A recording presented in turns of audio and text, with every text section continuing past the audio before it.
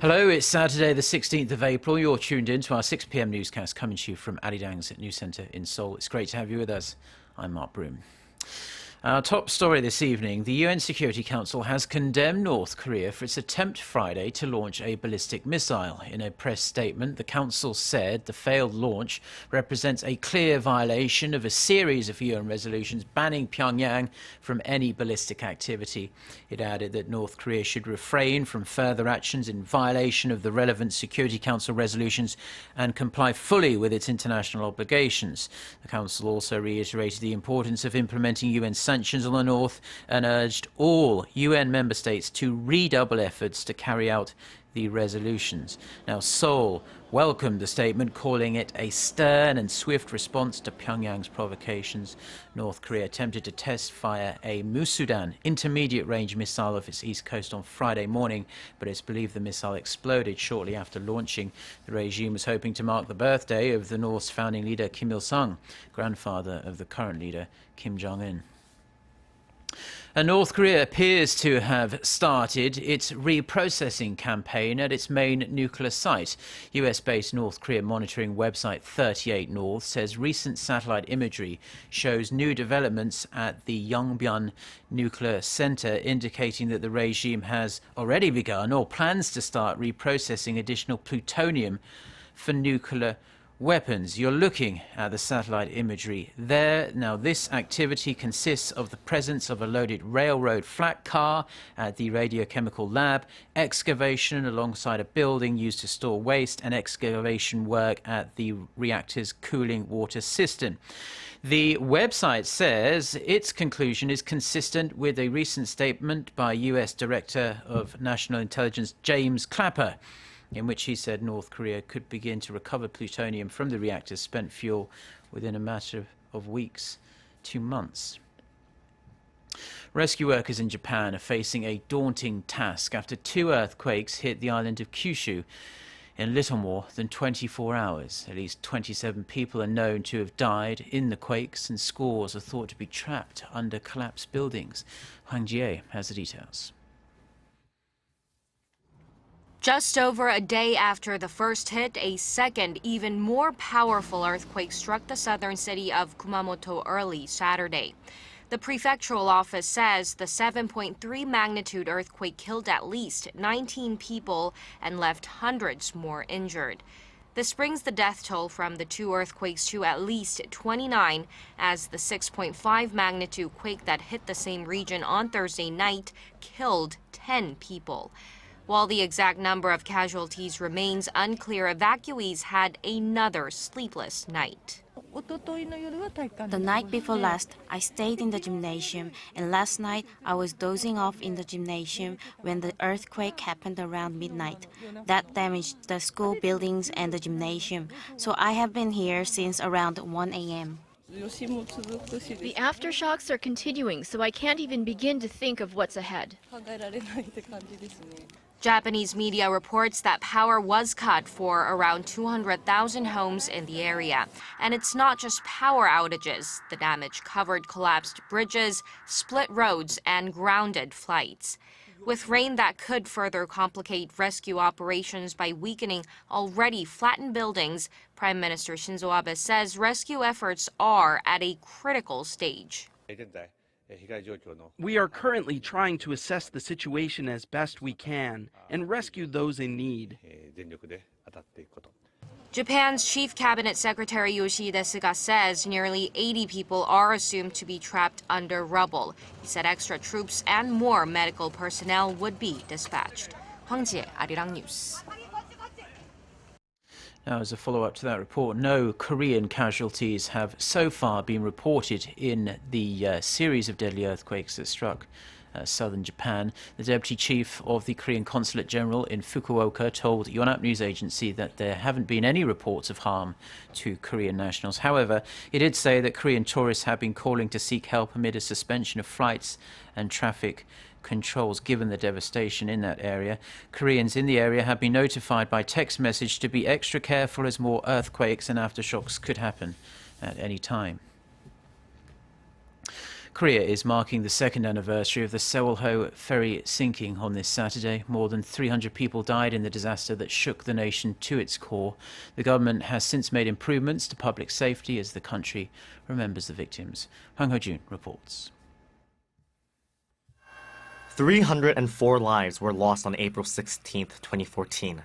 The victims, mostly high school students. The ferry sinking off Korea's southwestern coast left the country in fathomless grief. 2 years on, and Korea marks the second anniversary of the Sewol-ho disaster.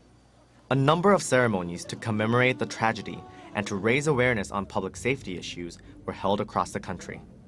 Commencing the second annual Day of Public Safety, designated after the tragedy, the Korean government stressed the importance of public safety. Speaking at the ceremony, Korea's Prime Minister said the government has revamped its disaster response system by expanding special rescue teams, increasing rescue equipment, and modifying safety manuals.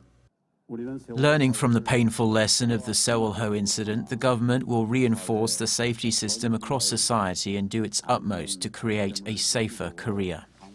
In the city of Ansan, the hometown of the students who died, waves of visitors came to pay tribute to the victims at the joint altar set up by the government. In the afternoon, thousands of people commenced a march in order to send a message, not to forget the victims. I think it's important to always remember them, to always remember what happened, not just today, not just as an anniversary. A disaster one too many. The Sewol-ho disaster left a scar on people's hearts that will go on for years. Ensuring people's safety, ensuring the death of the victims would not be in vain, and ensuring that a tragedy like this would never happen again. These are the very reasons that the nation, both the government and the people, solemnly remember the tragedy that happened 2 years ago and will continue to remember. Hwang Ho-jun, Arirang News. Now, Korea's finance minister says the government's drive to push through structural reforms will remain intact, despite the once ruling Sewol-ho party losing its majority in the National Assembly in this week's general election. Yoo Il-ho's comments came on Friday in Washington as he's there to take part in a meeting with G20 finance ministers and top central bankers. Minister Yoo added that the political parties agree on the necessity of reforms in 4 sectors involving labour, finance, public and education. Meanwhile, in a communiqué released after the G20 financial leaders meeting, the countries pledged to actively introduce fiscal policies to boost growth while pushing through structural reforms in a more aggressive manner. The accumulated sales of Korea's largest automakers, Hyundai Motor and its affiliate Kia Motors, have surpassed 100 million units. Company officials say the combined accumulated sales reached the landmark figure on Friday. The achievement comes 54 years after Hyundai Motor Group began making cars in 1962. The group has sold roughly 30 million vehicles in Korea, with the rest, of course, sold around the world. Hyundai Motor Group chairman Jung Mong-gu said Friday that Hyundai and Kia will easily meet their annual global sales target of 8.13 million units this year. Now, artificial intelligence is quickly extending its presence, now tapping into the construction industry. With this technology, which was recently introduced in Korea, experts will be able to simulate construction on the moon and rescue missions inside nuclear power plants. Our Park Se-young has the details. The space on the moon was created through artificial intelligence and 3D printing. With 3D glasses, builders can plan carefully as if they're actually standing on the moon. The technology, called building information modeling, can also recreate nuclear power plants for rescue simulations. If we take the 3D model created by the technology and combine it with projection software, we can create a virtual reality space for hands-on experience. After filming a building complex with a drone, the program can look inside the building and provide spatial information of the inner structure. If this technology is applied to building or bridge construction, design error costs can be substantially reduced. By simulating construction beforehand, we can reduce construction errors by about 8% and cut costs. The technology is also expected to help with disaster preparedness as it can provide information on the extent of damage. Park Se-young, Arirang News. Now, before we go, we're going to take a brief summary of the weather this weekend. And most of the central region, including Seoul, is continuing to see on and off rain this evening. The rain should let up around much of the country by Sunday morning. Tonight's low will dip to just 10 degrees Celsius in Seoul. Sunday's high will top out at 17 degrees Celsius in the Korean capital. With that, let's take a look at the weather around the world.